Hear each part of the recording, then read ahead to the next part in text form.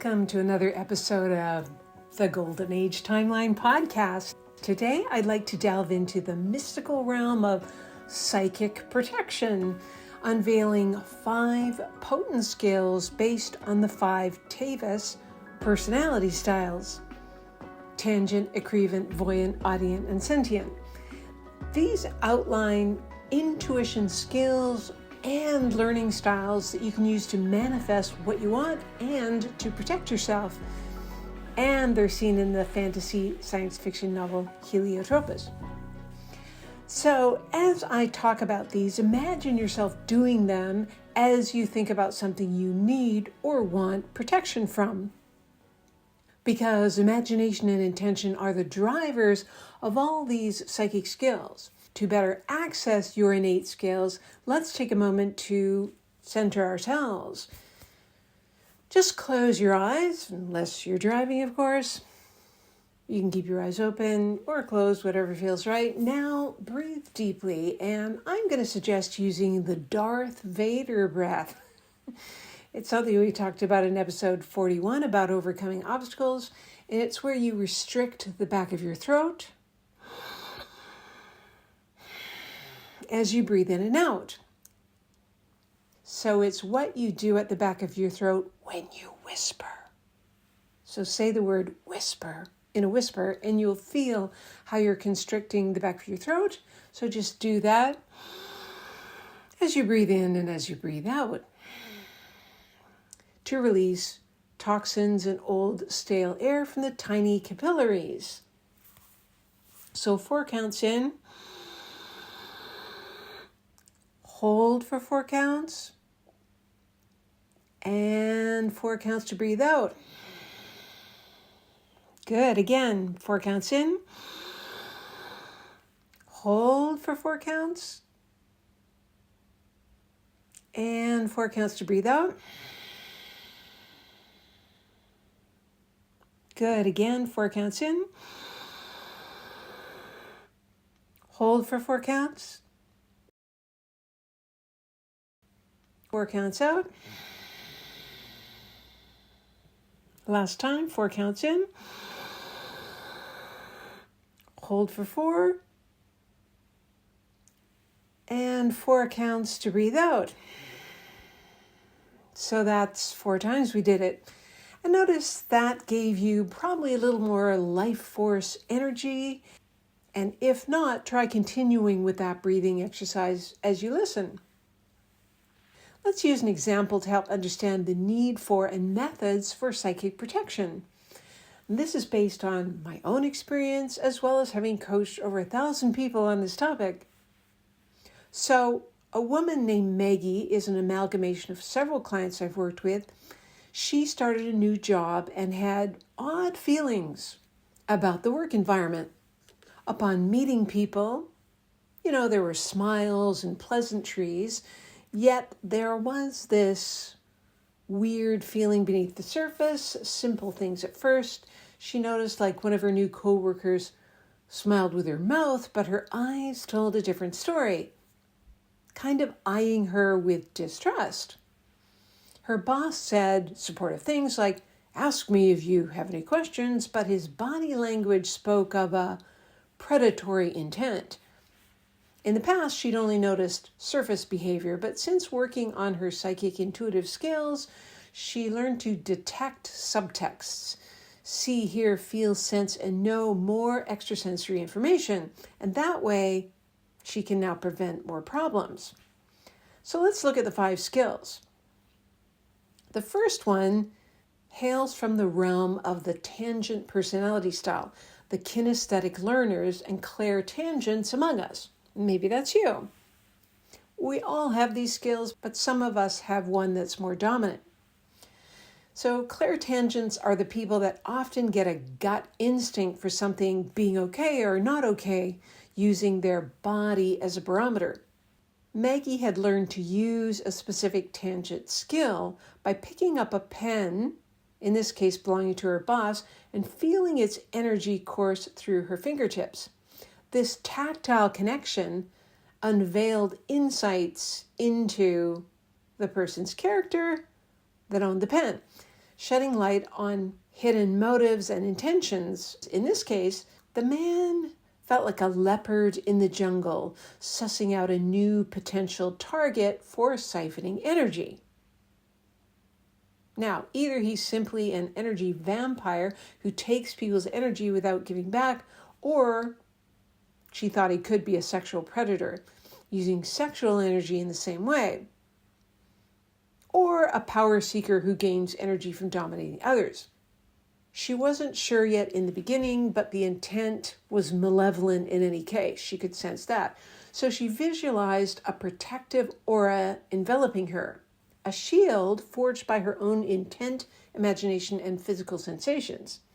Now, although this may seem kind of flimsy, or that you wouldn't be able to do this with simply your own intention, you would be surprised. Start here and see what happens. Predators, like ones in the jungle, focus on weak or vulnerable members of the herd because they're easiest to attack. People with a weak sense of self, unresolved trauma, low self-esteem, or a neediness to be liked are more vulnerable to predatory types, say in a working environment. At an energetic level, their auras have holes. These vulnerable types, like a leaky boat. The holes allow predatory types to get in. But those who choose to erect an energetic shield and stay connected to a higher sense of divine purpose are much more work for a predator to take down, so they tend to ignore those types and move on to someone else. In Maggie's case, that's all she had to do. Imagine herself shielded regularly as her daily meditation, and her boss backed off, sensing it would be too much work to break through. Now, there are many psychic shielding methods you can probably find on YouTube or on the internet. Different ones work for different people. Try them and see how you feel. A simple one to erect is what's called the silver light shield. And you can just use all your senses to help make it feel real. Just see yourself now suspended in a platinum silver cylinder, like a floating phone booth, with a round shield about 3 feet above your head and a matching one a foot below your feet. See a silver feed light of energy going from the top of your shield, that's above your head, 3.5 feet above your head, going out to the central sun, a very benevolent source for nourishment. And at the same time, a silver feed light of energy going from the bottom of the shield to the center of the earth for grounding. And one thing you can do is sense into, say, a menthol aroma and vitality feeling of it, just to use all your senses. And you can also hear a soothing tone quietly emanating from it, allowing your brain and nervous system to completely relax and let go while you're inside. Now, once you've activated a shield in detail like this, you can do a shortcut. So anytime you're in public or around environments that might drain you, or even just first thing in the morning, I think it's always good to do, there's a way to quickly activate it. Touch your thumb and your index finger together on both hands and say, silver shield up. So try that right now. Thumb and index finger, silver shield up. And just feel it around you. Use all your senses. See it, feel it, hear it, sense it, smell it even. Good. Now let's turn to the Ecrivents, the read-write learners or claircognizants, who are masters of the written word and divine downloads, where they simply know information by reading, say, the Akashic records, energetic records of a situation to get the source code of a situation. So maybe this is a skill you have or the potential to activate it. So Maggie had learned all 5 intuitive psychic skills we're talking about. And to build her Ecrivent skill, she used journaling, specifically automatic writing, to tap into a higher consciousness, receiving guidance on navigating potential malevolent environments using the written word. Because often the pen is mightier than the sword when it comes to psychic protection. Remember, imagination and intent are incredibly powerful tools. Don't underestimate or underuse them. So consider this. In her second week on the job, she got this cryptic email from a colleague that sounded friendly on the surface, but had an undercurrent of malice. It was about a new client not receiving access online to one of the company's products that he'd just bought. Access was Maggie's responsibility. She fixed it right away, and it was simply a tech glitch. But she discovered through the grapevine that this colleague had pointed out the tech glitch to upper management, insinuating that Maggie wasn't doing a good job. So instead of dismissing it or confronting the woman, Maggie embraced her Ecrivent skills, allowing her intuition to guide her pen as she journaled about the situation. And in the stillness of introspection, she received a revelation, an insight into the woman's true intentions to get promoted into her position.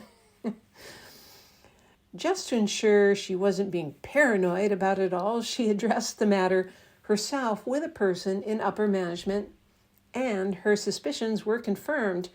Her colleague had applied for her position and been refused. Instead, they hired outside the company, and Maggie got the position. Upper management was happy with her in the role, so she got that confirmed. That was good. Her intuitive skills gave her an edge in negotiating the undercurrent of competition at play. So just see yourself trying this writing skill the next time you need greater insight into, say, a conflictual situation or one in which you sense someone isn't being straight with you. Ask a higher wisdom to come through in your writing and ensure the source is high frequency, not low frequency, stating clearly that you only want an empowering, benevolent, honest, astute source of wisdom. And that will weed out any lower formed entities from crashing your party, as it were, while you're journaling. Now let's explore the realm of the voyants, the visual learners, the clairvoyants who perceive the unseen through the mind's eye. So maybe that's something you can relate to. In this same situation, Maggie could envision the auras of her colleagues. So an aura is the distinctive atmosphere or quality that seems to surround and be generated by a person, thing, or place. In her mind's eye, she could see hues revealing truths hidden from plain sight. In one colleague, for example, she saw a blackness around her that kind of signified to her exhaustion, potential burnout, or depression, suppressed negative emotions, that kind of thing. And she also noticed that her auric field was thin, almost non-existent. This struck her as congruent as the woman had recently dealt with a divorce and the loss of her mother. On the other hand, Maggie's assistant had predominantly a bright green and pink aura that radiated far and wide beyond her body, signifying a kind, caring, and loving nature, which was true about her. Her boss, on the other hand, had a brownish red aura and sharp spikes of this color around his head, often signifying anger and vengeance, which seemed in alignment with his behavior, trying to have power over others rather than being empowering. All that said, our auras change in color and size throughout the day and throughout our lives, but some people hover in certain ranges most of the time. In general, dark colors signify potential darkness within, while lighter shades may suggest more benevolent intentions. Bigger auras suggest more power, and smaller auras suggest less power. On one occasion, she attended a team meeting and tried observing her coworkers as they spoke, noticing the kaleidoscope of energies that kind of danced around them. A consultant came in to pitch their team on a contract. He was, she noticed, shrouded in a cloak of murky shadows that kind of sent a shiver down her spine. And she thought of it as maybe a harbinger of hidden agendas and perhaps deceit. Although his pitch was slick and he addressed their needs, she did share her impression with her boss's boss, who tended to have a lighter colored aura and more benevolent intentions towards staff. And in the end, they went with someone else, and the woman appreciated hearing Maggie's input. So think about someone you know well, someone you maybe recently interacted with, and see if you can sense, by closing your eyes now, or just thinking about them, the color or colors in the aura around them. Focus on the energy around their head is useful. Is it white, is it purple, red, black, a mixture of colors? Does the auric field radiate far and wide, or does it stick close to their body, or is it almost non-existent? Again, you might not actually see the colors, but you can see them in your mind's eye or in your imagination. It's just something interesting to practice. You can do it with yourself in the mirror as well. It helps to sort of unfocus your eyes, and it helps to be in a really relaxed state. And it also helps to have a white background behind you. So if you have a mirror and sort of a white background, that's kind of the best way to do it. So let's look at the audient style, the auditory learners or clairaudience who hear whispers of truth amidst the cacophony of voices they hear around them. Now, Maggie had learned to listen not only to the words spoken, but also to the subtext beneath those words, kind of discerning intentions with tone, frequency, and resonance. And you might do this consciously or unconsciously anyways. Now, often in crowded places like a busy office, workplace, she could hear, often when she tapped in and chose, like this symphony of people's inner voices. Now, of course, she now knows to lower the volume so as not to drive herself crazy, but at times it's a useful skill. On one occasion, a new scheduling policy meant people had to work longer hours, and she got into a conversation with a few colleagues, and their reactions played out like a river of superficial pleasantries, yet beneath the surface, she detected a discordant note, a subtle resentment in tone that betrayed their true feelings about the schedule. Even though it meant more pay, it also ate into their free time. So, trusting her audient instincts, she tuned into the underlying melody, deciphering the true intentions behind the facade. And she offered her feedback to the boss, who was open to hearing her extrasensory instincts. The woman changed the parameters of the schedule as a result. So those who wanted to put in the extra time and make extra could do so, but those who didn't could opt out, unless there was an intense deadline. And that ended up being more of a win-win. And so she really appreciated Maggie's input on that. So think about that for yourself. Have you ever noticed someone say something with their words while also hearing in the background that they're really saying something else? So it's like the tone, frequency, body language, doing one thing and the words saying another. So the more you notice, the more this skill kind of builds. So finally, we turn to the sentients, the emotional learners, the clairsentients who feel the emotional vibrations of others. Now, Maggie learned to use her empathic nature to gain more information using this skill rather than let other people's emotions drain her, which is something you have to watch for if you're strong empath. At one point, she met the new romantic partner of a friend. He smiled and joked, but when standing near him, all she could feel was this great sadness. And it turned out he was still grieving the loss of his wife to cancer a couple of years ago. Now, she shared this information with her friend, and that led to a discussion with this man about perhaps him needing more time to grieve. They took a break from dating and revisited the relationship a year later when he was more ready. So, has something like that ever happened to you? Often people who are strongly empathic, sentient, clairsentient, might enter a crowded office space and get overwhelmed by a myriad of people's emotions, and they have to sort out what belongs to them and what belongs to others. And because of this, it can be helpful to dial down on this skill in certain crowded environments like work, shopping, concerts, parties, then dial up again when talking to, say, a friend who needs some empathy. Sentience can be very good at creating emotional boundaries.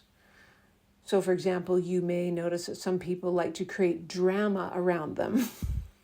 They'll bait others into an unnecessary argument or make a mountain out of a molehill. So sentience can often spot when others have a habit of creating disturbances around them. And in many cases, it's a subconscious reactive state. They're not doing it on purpose, but maybe coming from a survival mechanism that's in the deep unconscious. Now, there are many psychological theories for why someone does that, which is beyond the scope of this episode, but check out information on energy vampires or covert narcissists to explore it more. In Maggie's case, when she encountered someone like this, she would simply create a round shield of light around her body, an auric field. This one's called the mirror shield, and it acts like a mirror. If someone tries to send her negative energy, the energy bounces off her shield and returns to the person who sent it. Now, only use this shield in situations where you have to face a person like that. Don't wear a shield like that when you're, say, walking down the street, as you may notice people bump into you. While you're not officially invisible, it does make it so that people don't see you as clearly as when you're not wearing the mirror shield. So use it when you need to protect yourself. And you can do a shortcut in terms of hand movement again, such as touching your middle finger to your thumb and saying mirror shield up. And then you can also touch again and say mirror shield extinguish when you don't need it anymore. So hopefully those are helpful. So in summary, each of us possesses the potential for each of these 5 psychic protection skills. And most of us, as I said, have a dominant style that we're more comfortable using, often based on our dominant learning style. Yet it's through the integration of all 5 that we achieve true mastery. And if delving into this realm of the psychic intuitive world is new to you, begin by honing your dominant skill and gradually expand your repertoire as you grow in confidence and awareness. So just before we part ways, I invite you to try our 60-second TEVAS personality style quiz if you haven't already done so, just to uncover your dominant psychic intuitive manifestation style. So you'll see the link to that in the description. Until next time, may your inner strengths protect you on your path. Bye for now.